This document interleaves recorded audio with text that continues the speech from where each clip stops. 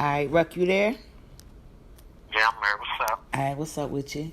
Glad you can make it back to chat some more. So we down to D-Day. All right. Tell me from your perspective, you know What you what call it? What you happened? call it? D-Day? D-Day. D-Day. Okay. Yeah, that's a military Okay. term. I mean, it's the time is Yeah. now. Yeah, D-Day. So tell me from your perspective, you know what was going on.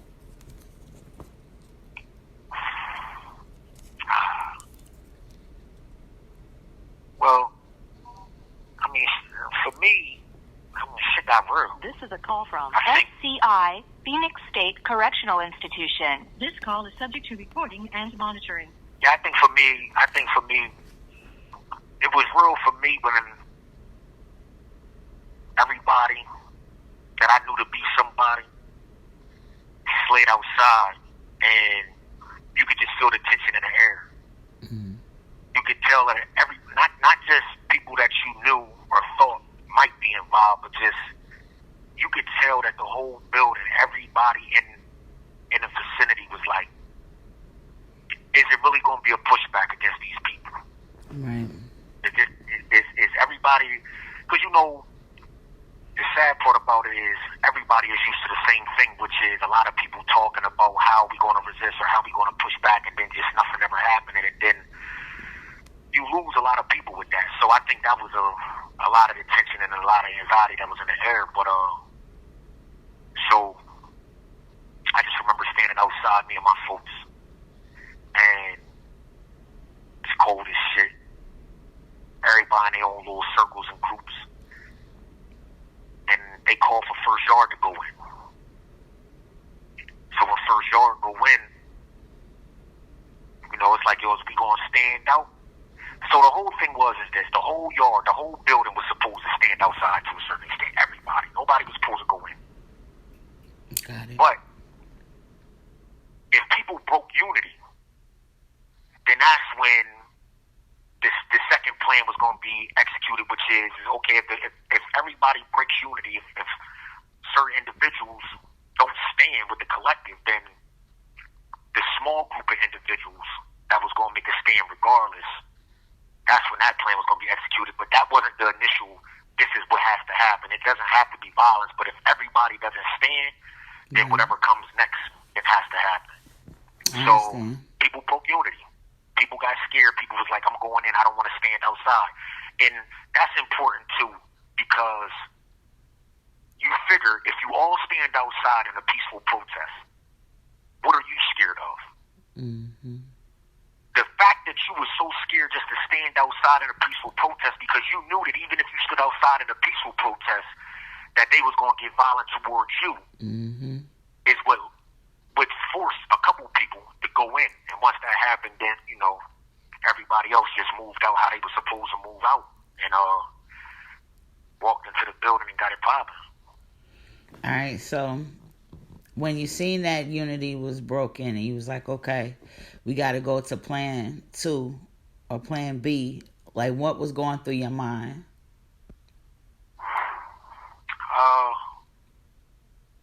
I mean,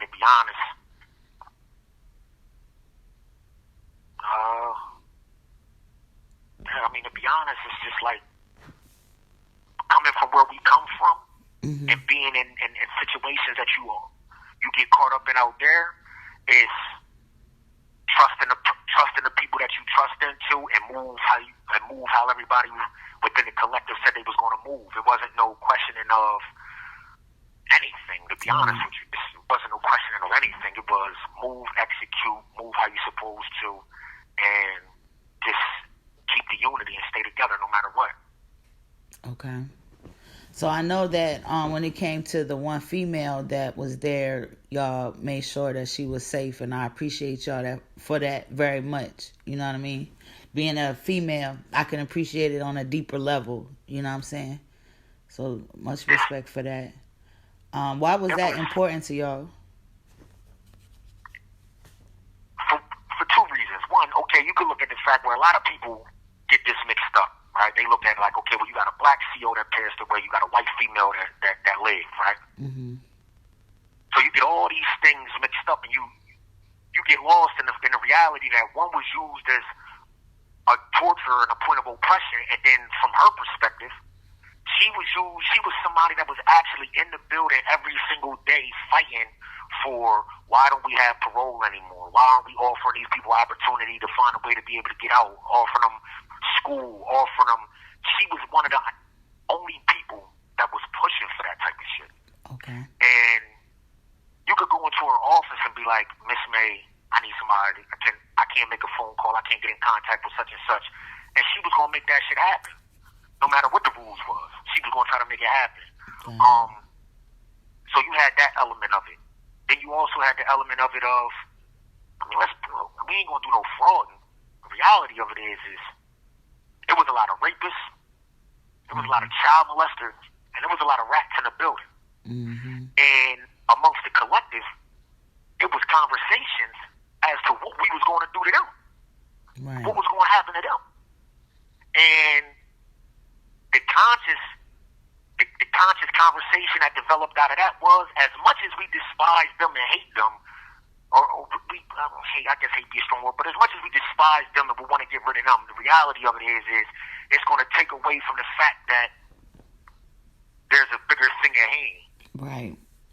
So a part of that element is the same part of the element that played out with Miss May, which is, first of all, she with us. Mm-hmm. Second of all, if we allow anything to happen to her, it's going to distract from what our real purpose was, or what the real purpose was, which was to show that these motherfuckers is the savages, and that these motherfuckers is the oppressors, and that these motherfuckers is the ones that's really, what they accuse us of being. That's what they are. I agree with you, like 1,010% with that. If something would have happened to her, they would have made it. It'd have been a whole different story. You know what I mean? And it would have took away from everything, and it would have made people feel like, see, this is exactly why they're animals and they're savages, and that's not true, obviously. You feel me? Obviously. So I can understand that for sure, bro. So let me ask you this. So, okay, so she's secure, you know what I mean? Y'all have your hostages and stuff like that. So what's like going on now with I know a negotiator called, like what's going on around that time?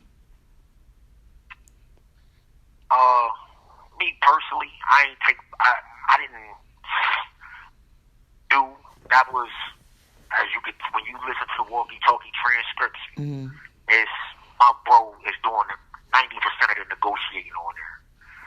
The things that was talked about amongst all of us, of what should be negotiated, was talked about.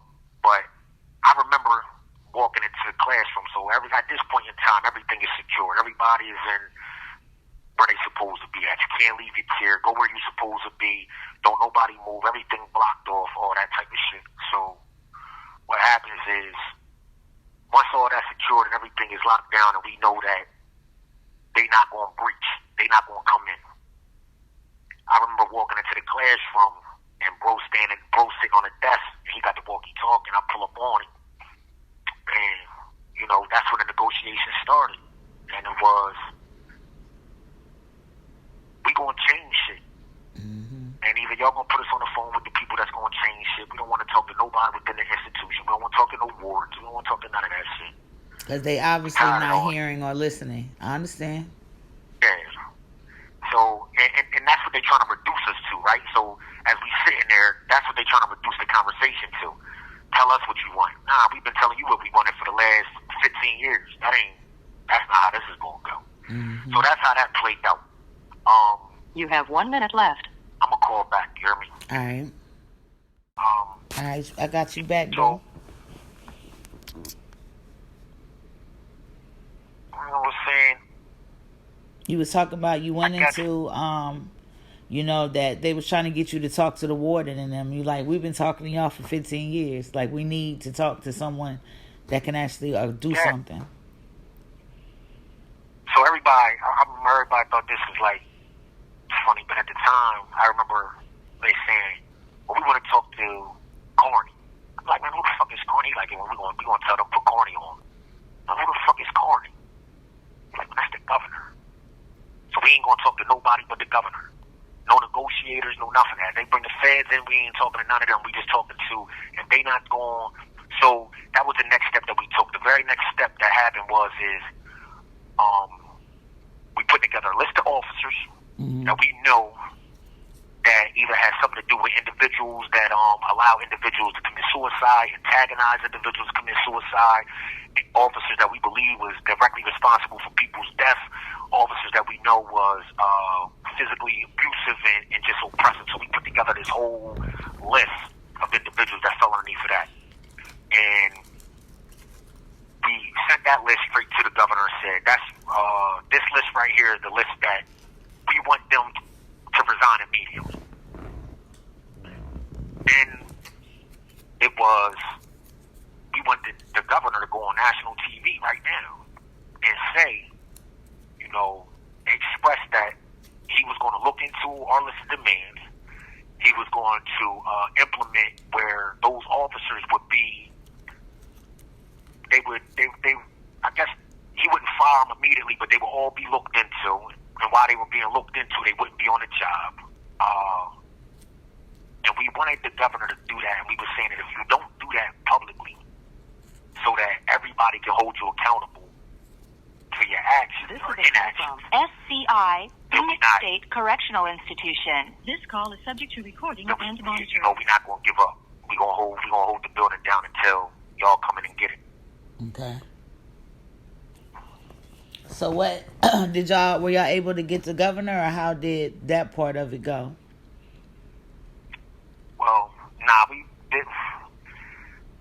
that shit played out where I guess they got this whole concept of how they not going to negotiate with certain individuals and all that, but they sent word to us through the governor's people saying that if we did this, and that, then he would follow through with, which they ended up following through with, which is if the governor's report that they ended up doing where they investigated the whole prison. Okay. And everybody ended up getting fired. So that's what they ended up doing. And that was the word that he sent to us that he was going to do. But of course, at that time, it's like, man, we ain't believing that shit, Yeah, I can dig it. I can understand why he was like, yeah, man, whatever, man. Yeah.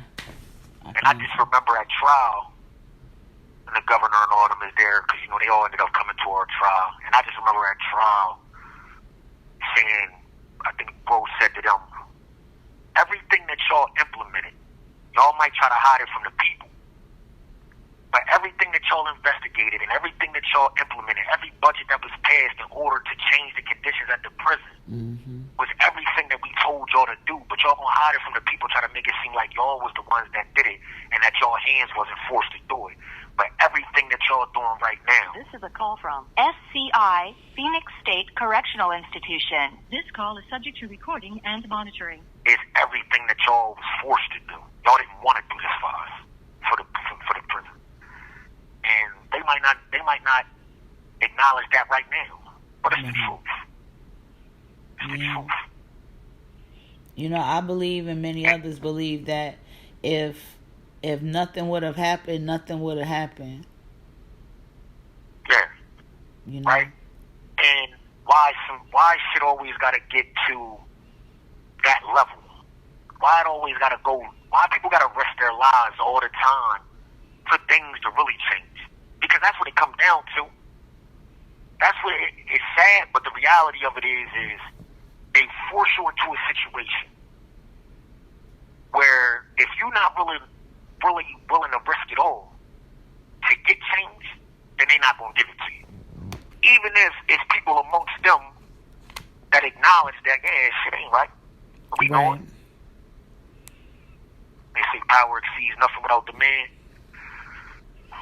I want to read something to you. Hopefully, I can bring it up without bringing up the whole thing. I had I read it to Bim, something that I wrote. It's real short too, but it says, how much injustice, mental abuse, psychological warfare, and dehumanization is one to take? Is it not insane to continue to endure it, or is it insane to fight back? That's what I can read. Right. And I think that there is that right there is what we was feeding off of. Mm-hmm. Everything that you just expressed right there was what we came to the point of, and what we come to the point of, period, is just thinking everything in life. I always tell people that when I sat back and processed all this, I didn't know anything about systematic shit. Right. I didn't know this was a systematic thing.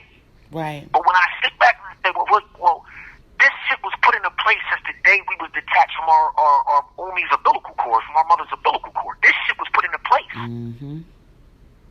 Like, it ain't no coincidence that all this is the way that it is. And once you start getting to those points, it's like, I mean, I got to be the fuck crazy if I'm going to just sit here and be alright with it.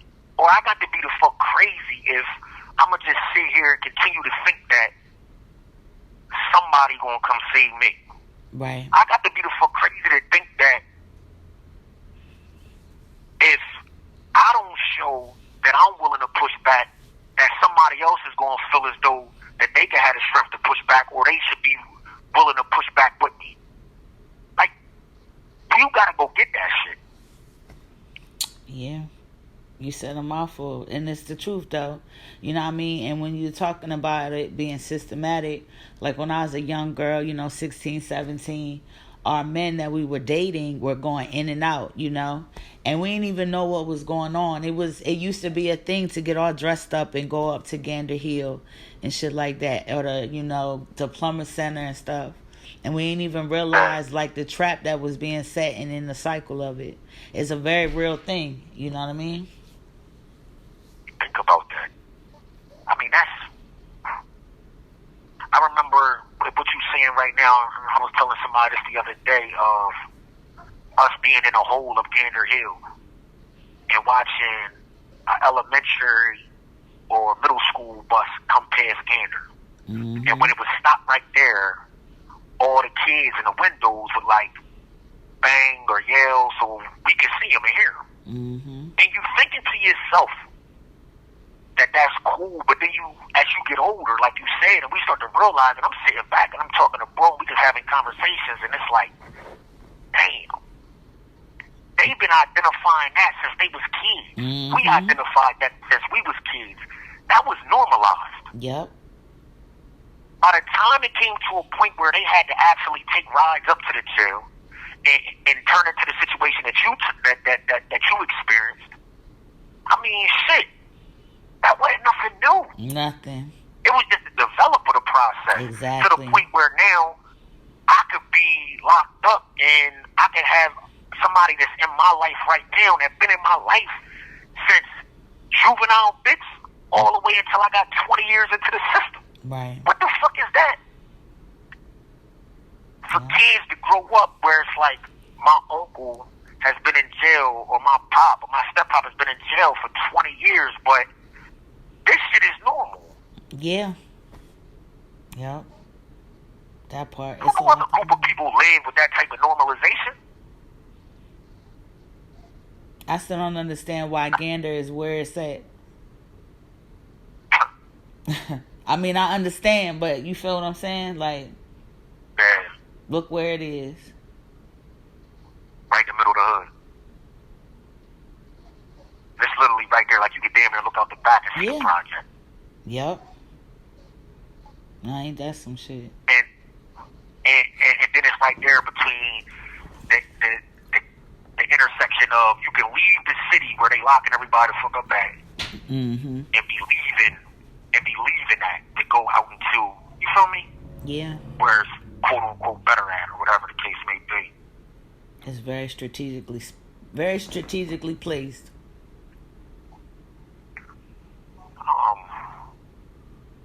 I think about that night. To try to go back to that for a second. It's like there's so many different experiences that you had that night, and for me to have the time that I had and have been locked up as long as I've been locked up, that's the closest thing that I came to feeling free in 20 years. Like, for 20 hours, you couldn't tell me I wasn't free. And that's fucked up to say, but that was my reality, right? Yeah.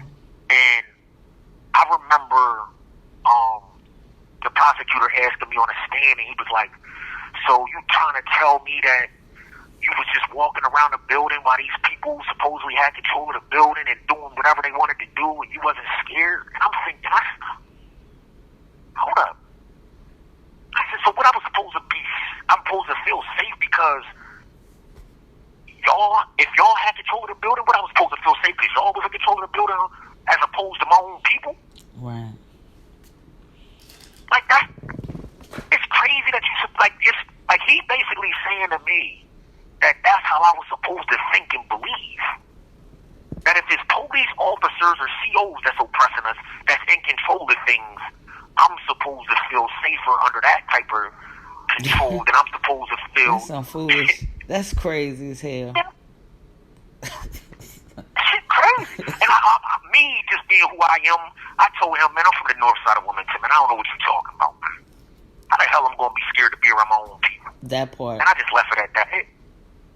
Come on. That's crazy. He can't even begin to imagine though. You know what I mean? Alright. And it kind of took me back to one sister that worked inside the prison one time. Mm-hmm. And I remember we was going into like this alcove space where it was just going to be all inmates enclosed in this space, right? Okay. And a couple of the COs, as she's walking behind us, we coming back from chow, and as she's walking behind us, one of the COs said to her, hold on, hold on, hold on. And she looked at him and walked in, and the door shut behind her. So it's us, it's about 30 of us, and it's her. And we sitting there, and we just all busting it up. And then they came at her and was like, why would you do that, this, that, and the third? And she said, I grew up around these type of, I grew up, I look at, that's my family. Like, I know I work here, but what the fuck is they talking about? Like, You have 1 minute left. When I leave today, I'm going home to people that y'all look at as just like them.